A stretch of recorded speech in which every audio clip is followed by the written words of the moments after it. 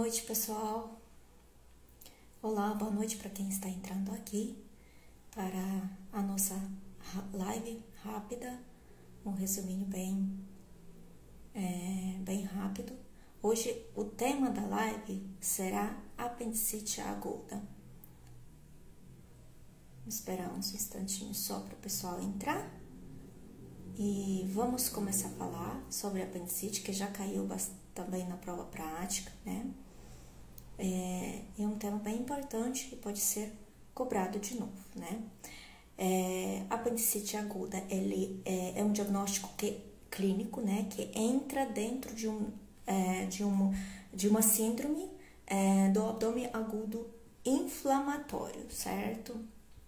Então, se na prova prática aparecer a pergunta nas tarefas sobre diagnóstico sindrômico, diagnóstico clínico, o diagnóstico sindrômico, nesse caso, é um abdômen agudo inflamatório. O diagnóstico clínico é uma apendicite aguda, que pode ser não complicada, né? Mas apendicite aguda. Sempre também a gente precisa saber, né? Lembrar de falar o diagnóstico completo, vamos dizer, nome e sobrenome da doença. Então, no caso, quando a gente for dar o diagnóstico, não apenas apendicite, mas sim apendicite aguda. Isso é bastante cobrado na prova prática para ser pontuação mais adequada, né? Bom, então, a apendicite aguda, o que é? É uma inflamação do apêndice vermiforme. O que é apêndice vermiforme? Já caiu, inclusive, na prova prática sobre a função do apêndice, né? A pergunta que a atriz fazia pra gente, qual seria a função desse órgão, né? E para que serve, né? Será que eu posso retirar tranquilamente, certo? Então, o apêndice vermiforme é um pequeno anexo do ceco, né? Que é uma porção inicial do intestino grosso, certo? E esse pequeno órgão, ele atua no sistema imune. Então, ele tem dentro como se fosse um reservatório das bactérias do bem, né? Aquelas bactérias que a gente precisa ter no intestino, né? E ele realiza a recolonização do colo, né? Porém, também cientificamente já comprovado que a retirada dele não causa nenhuma consequência negativa nesse quesito, tá? Então, quando a apêndice inflama, a gente sim indica uma apendicectomia, tá? Bom, a inflamação, ela é causada por qual motivo, né? A inflamação, ela é causada por uma obstrução nesse apêndice, certo? Porque ele tem um tamanho do lúmen dele, né? É bem pequeno, então é bem fácil de estar obstruído às vezes, né? E essa obstrução, ela pode ser causada principalmente, né? Por fecalito, né? Que é uma massa fecal endurecida, né? Ou também pode ser causado por uma hiperplasia linfóide, porque como a gente falou, é um órgão imune, né? Então, ele pode ter essa hiperplasia linfóide, tá? Mas tem outras, essas duas causas são mais comuns, mas tem outras que podem estar associadas a apendicite aguda. Por exemplo, neoplasia, né? É muito raro acontecer isso, porém, existe sim neoplasia da apêndice. A gente vai falar daqui a pouquinho, tá? E também, principalmente na faixa etária pediátrica, a gente pode pensar numa parasitose. Qual delas? Uma infecção por ascaris, né? Que é um bolo de ascaris que forma, né? Pode estar obstruindo a apêndice, né? No seco ali, tá? E essa obstrução acontece que ela leva a uma proliferação, um supercrescimento de umas bactérias que são principalmente gram-negativas, bactérias anaeróbias, quais são, por exemplo, E. coli, né, muito comum, tá? Pode ser pseudomonas, outras bactérias, né? E essas bactérias, por serem gram-negativas, anaeróbios, eles produzem também gases, então distendem esse órgão pequeno, que tem um tamanho bem pequeno, se estendem, prejudicam uma circulação, uma drenagem venosa nele, né? E após algumas horas, até dias às vezes, né, pode causar uma perfuração nesse órgão, né? E aí surge uma complicação maior, uma apendicite complicada que a gente fala, certo? Às vezes até pode formar depois abscesso em volta do órgão, né? É isso. Bom, aqui a gente falou um pouquinho sobre como que acontece, né? Que surge uma apendicite aguda. E agora vamos falar sobre a clínica, um quadro clínico dessa doença. Então, tudo começa com uma dor na região periumbilical, principalmente, na região do mesogastro, né? E após algumas horas, ela pode estar evoluindo, mas aí ela migra, tem uma migração da dor. Para onde? Para uma fossa ilíaca direita, certo? Muito depende também o quadro clínico da localização da apêndice. Na maioria das vezes, mais comum, 60% de casos, o apêndice é retrocecal e intraperitoneal. Então, tem esse quadro clínico mais clássico, certo? Mas também pode acontecer que o apêndice pode estar localizado, por exemplo, mais retroperitoneal, né? Ou até pélvico. Se for retroperitoneal, pode causar uma dor lombar, dor nos flancos, certo? Então, pode ter umas alterações discretas de acordo com a localização do apêndice. Outra coisa, em grávidas, devido ao aumento do útero, né? Então, o útero gravídico ele vai empurrando a parte do colo para cima, né? E a apêndice vai subindo. Então, principalmente nos últimos trimestres da gestação, a dor vai ser localizada mais no hipocôndrio direito, tá? Devido ao aumento do útero gravídico. Então, dor é um principal sintoma, tá? Mas também tem outros sintomas associados, né? Que é muito comum de acontecer. Por exemplo, náuseas, vômitos, né? Pode também ter perda de apetite, ou seja, hiporexia, um termo mais técnico, né? Febre pode ter também, tá? Durante o quadro clínico, durante o exame físico nosso, né? A gente tem várias manobras, vários sinais terapêuticos mais específicos para a gente caracterizar, né? E chegar num diagnóstico. Porque o diagnóstico de apendicite na maioria das vezes, clínico, né? Quais são essas manobras? Tem muitas mesmo, mas algumas a gente precisa saber para as provas. Principalmente, sinal de Bloomberg, né? É uma descompressão brusca dolorosa, que nesse caso é localizado no ponto de McBurney, né? Então, naquele ponto onde o apêndice vai estar projetado, né? Na pele, então no ponto na fossa ilíaca direita, né? Então, esse é o sinal de Bloomberg, né? Tem também os mais específicos, por exemplo, sinal de Rosing, né? Isso é quando o paciente sente dor na fossa ilíaca direita, enquanto a gente faz palpação na fossa ilíaca esquerda. Então, uma dor referida, né? Tem também o sinal de psoas. O paciente está deitado em decúbito lateral esquerdo, né? E ele refere essa dor nesse ponto, né? nesse local da fossa ilíaca direita, quando a gente faz hiperextensão da coxa direita, tá?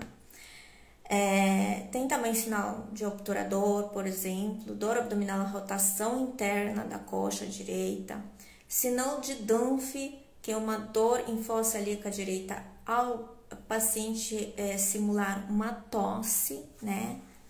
Então, tem vários outros sinais, se a gente pesquisar, mas esses aqui a gente precisa ter na ponta da língua, né? Bloomberg, Housing, Psoas, obturador, pelo menos, tá? Bom, falamos também que no caso de apendicite complicar, perfurar, né?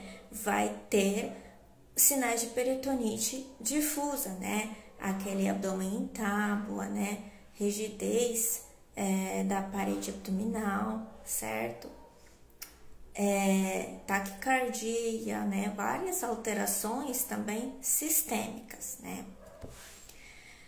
E se for o caso de abscesso, né? O paciente desenvolver o abscesso, a gente até pode encontrar no exame físico uma massa palpável na região, tá?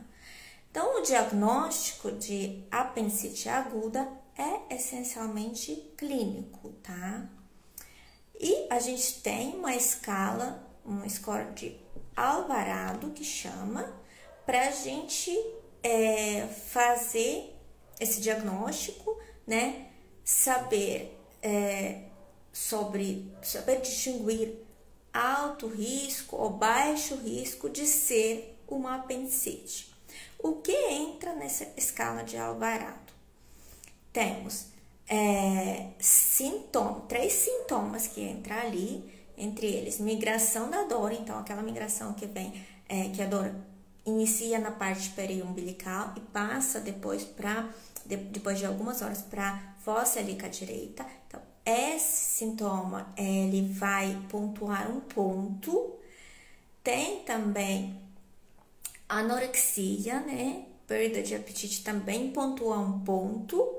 E outro sintoma, náuseas, vômito, que também pontua um ponto, né?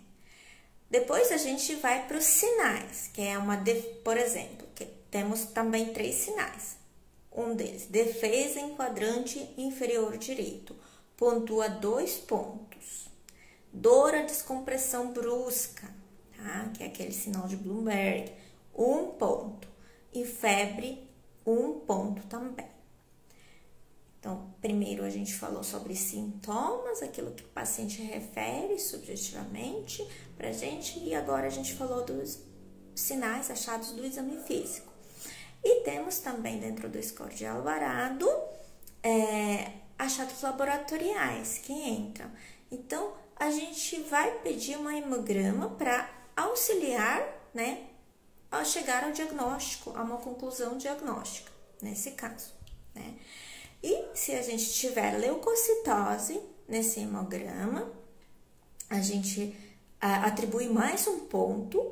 E se tivermos desvio à esquerda, neutrofilia, vamos atribuir um ponto. Aliás, leucocitose vai pontuar 2 pontos, gente. E a neutrofilia, desvio à esquerda, é 1 ponto.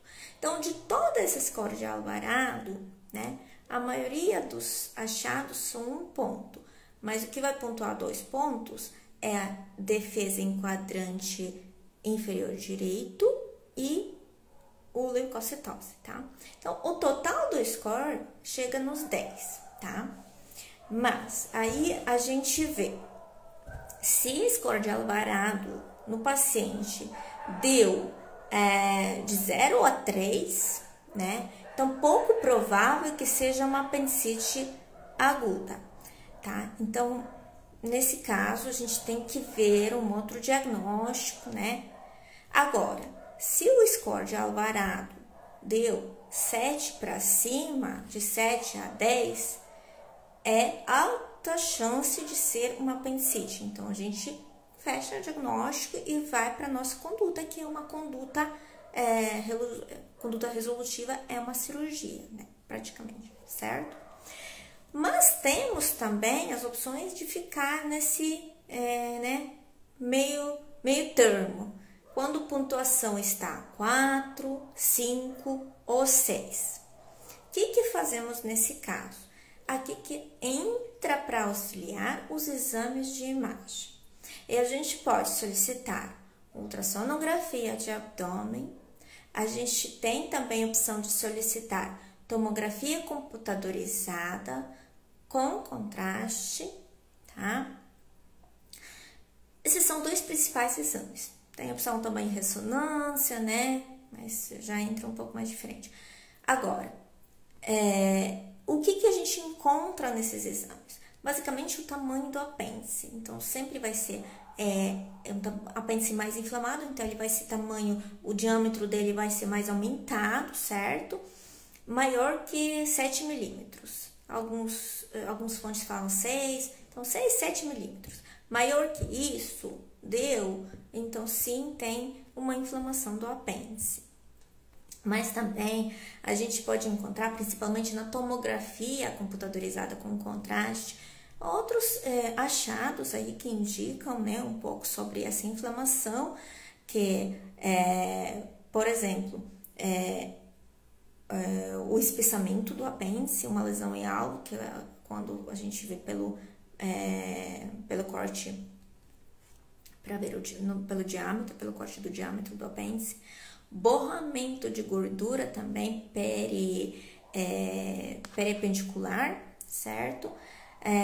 E se for uma apendicite perfurada, mais local, também vai ter um achado de presença de líquido livre no abdômen, né? Até pode também ser verificada a presença de fecalito, que é uma das causas mais comuns de apendicite aguda, né? Ultrassom, principalmente, a gente pede na criança e na gestante, tá? Então, esses exames de imagem é para auxiliar, né? Para chegar a um diagnóstico mais correto e a gente tomar uma conduta certa, tá? Agora, a gente chegou no diagnóstico.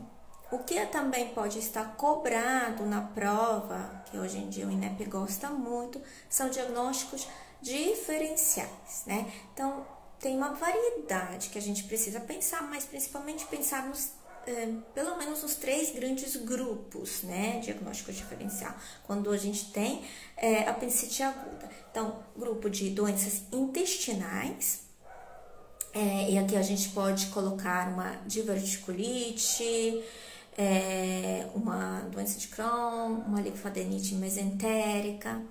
Aí tem grupo de doenças urinárias, tá?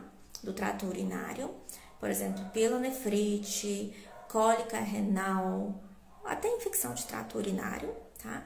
E outro grupo, principalmente em mulheres, né? Mulheres na idade fértil, mulheres, causas ginecológicas, né? Então, diagnósticos diferenciais de causa ginecológica. Quais diagnósticos entram aqui? Por exemplo, abscesso tubo-ovariano, doença inflamatória pélvica aguda, torção do ovário, né? Que mais? Gravidez ectópica rota, por isso que quando a gente tem uma mulher na idade fértil, a gente também sempre vai pedir um beta-HCG, teste de gravidez, pra gente excluir essa causa também, né? Bom, fizemos diagnóstico diferencial e a gente vai para a nossa conduta. Conduta na apendicite aguda é cirúrgica. Então, a gente tem 2 opções de cirurgia: videolaparoscopia e cirurgia aberta, tá? A apendicectomia por videolaparoscopia, principalmente nos casos não complicados de apendicite, e quando já tem evolução com peritonite, né? Aí a gente vai ter que fazer uma apendicectomia aberta. Sempre antes, de imediato, também entra como antibiótico terapia nesses casos, né? A apendicectomia, normalmente a gente vai indicar de imediato também, mas entra já com primeira dose de antibiótico. Se for o caso de apendicite não complicada, é dose única. Se for o caso de apendicite que já está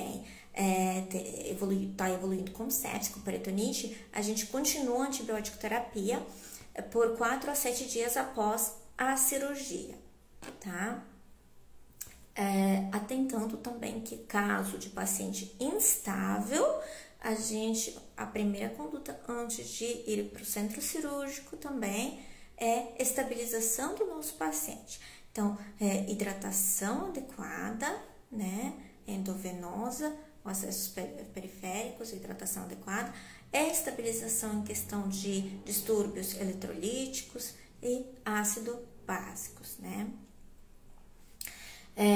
Outra coisa que eu queria falar, tem também um termo de apendicectomia de intervalo, né? Então, nesses casos, quando que é usada? Quando a apendicite aguda, ela é mais de evolução tardia, forma um abscesso, por exemplo. Nesses casos, a gente faz uma drenagem de abscesso, né? E marca a cirurgia posteriormente, mais ou menos daqui uns 6 semanas, tá? Mas entra com antibiótico terapia também, já tem tratamentos clínicos também. Outra coisa, caso a gente chegou no diagnóstico, a gente acha que é apendicite aguda, mandou para cirurgia, abriu esse paciente e aí achou que é apêndice normal, né? Não é inflamado. Então, vai ter que, durante a cirurgia, o cirurgião vai ter que procurar uma outra causa desse quadro de abdômen agudo inflamatório, né? Mas, mesmo que a apêndice esteja normal, não inflamado, é indicado que seja retirado. E, nesse caso, isso é chamado apendicectomia terapêutica, tá? Precisamos também lembrar de algumas complicações, né? No caso de cirurgia apendicectomia, raramente, mas pode estar evoluindo com mais frequência, mais complicação mais frequente, que é uma infecção da ferida operatória, né? Geralmente ocorre com paciente que já está evoluindo com uma apendicite complicada, pode também ter alguns abscessos intraabdominais, né? E outra complicação, que é mais tardia, né? Principalmente no caso de apendicectomia aberta, posteriormente o paciente pode às vezes apresentar um quadro de obstrução, abdômen agudo obstrutivo, né? Obstrução intestinal. Em caso de gestante, né, um grupo mais específico, a apendicite é mais comum acometer nos primeiros 2 semestres da gestação. Então, no início da gestação, a dor ela é localizada classicamente, né, que a gente já falou. Mas, com o aumento do útero gravídico, chegando no 3º trimestre da gestação, a dor ela surge mais na região do hipocôndrio direito, porque o intestino grosso, o seco com apêndice, ele é empurrado mais para cima pelo tamanho do útero gravídico. Agora, sobre os outros sintomas da apendicite aguda que a gente também falou, náusea, vômito, principalmente, né, leucocitose também, é difícil distinguir, né, porque podem ser sinais e sintomas fisiológicos da gestação, né, de que ocorrem durante a gestação. Então, não é necessariamente que seja da apendicite, né. Por isso, em gestantes, é muito importante solicitar, sim, o exame complementar de imagem. A gente utilizaria mais ultrassonografia de abdômen, né?